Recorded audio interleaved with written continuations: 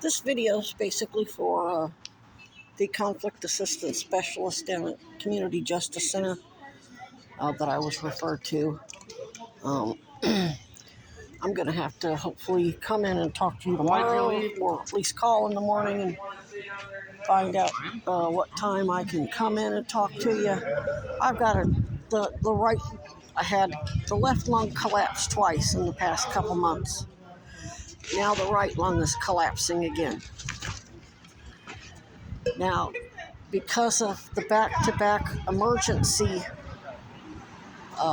medical emergencies, it's costing me a fortune to manage the pain. It cost me $50 just to be able to hold my phone with my right hand to talk to you right now. Normally, my pain management costs me $5 a day, if that. That's too much as far as I'm concerned. I've been trying to get it back down to $250 a day because I'm paying for this shit out of my fucking pocket. Not to mention, I don't want to be in that much pain. Do I look high to you? Do I look like I'm stoned or stuttering or any such thing? $50, and I'm still barely able to use my right arm. And it don't matter what I do. I don't know what's causing. Let's just put it this way, either it's the symptoms of a collapsed lung or the tumors.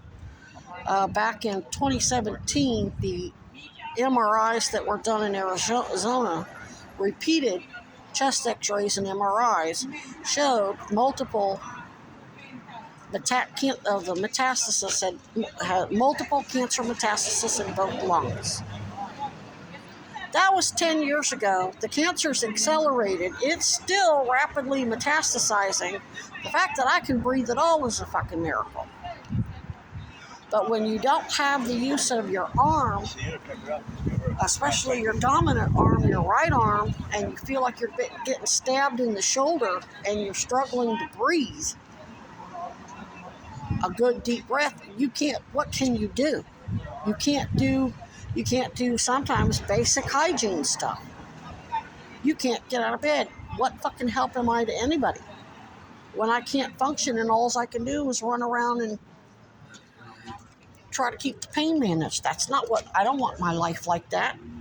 I can't help you or anybody else. I'd rather be doing more creative things to bait these motherfuckers to get them to roll on each other and dry snitch.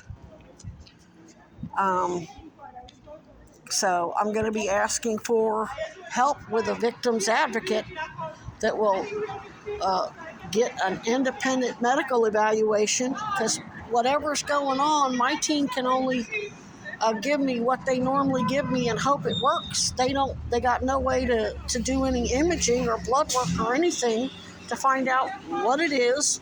Do I have fluid on the lungs? One of those MRIs or CAT scans in Arizona showed lung effusion. One of the medical students that was volunteering on the CAS campus said, if you have he looked at the medical records, he said, usually when you have lung effusion, there's surgery to drain that fluid off your lungs. So is it a pneumonia? Is there fluid on the lungs? There's no way to know what intervention needs to be done. So we need to I'm going to be asking for an advocate to help me get an independent, proper medical evaluation. And because it's a criminal investigation. This is criminal harm done by crimes committed by University of Vermont and all of its contractors and the city of Burlington, police, former mayor, whatever. I don't know how that's handled. Do you call Health and Human Services and say we need an independent doctor to come? What do you do? Call Bobby Jr. and say, this lady, they're falsifying all her records. They're threatening her, lying to her, telling her she has COVID, not even doing a COVID test or a chest x-ray, sending her out of the hospital with a collapsed lung to die. Does he have to send one of his special appointees down here to examine me?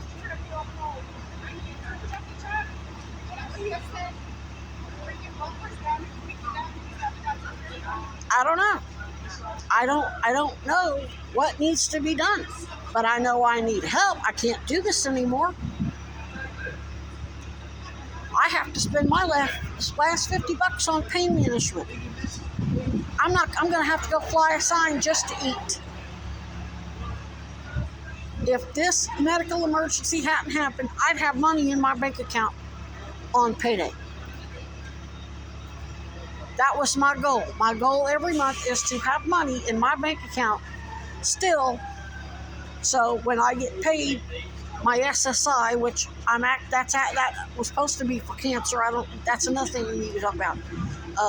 They're not paying me for cancer, and they lied in the diagnosis at Social Security to hide the cancer, because it should be work comp.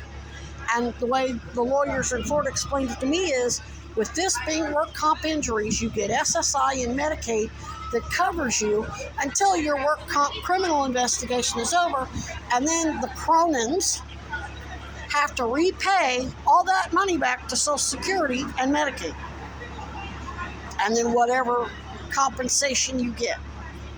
That's their understanding of it. So, yeah, I do deserve SSI, but the Social Security Administration was supposed to open an independent investigation into all of the fraud.